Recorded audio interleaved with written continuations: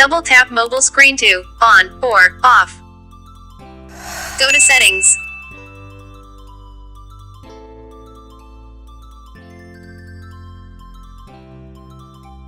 Select Smart Motion.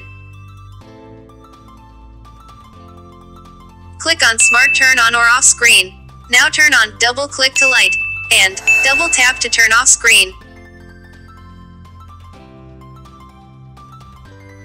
To turn off the screen, double tap the blank area on the illuminated and locked interface or standby interface to turn off the screen. To turn on the screen, double tap to light up screen when it is black.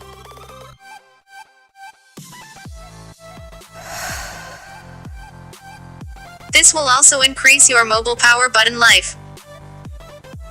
And this is how it works. No need to use power button. That's it guys, thanks for watching. Please like and subscribe to my channel. See you in the next video. Until then, take care.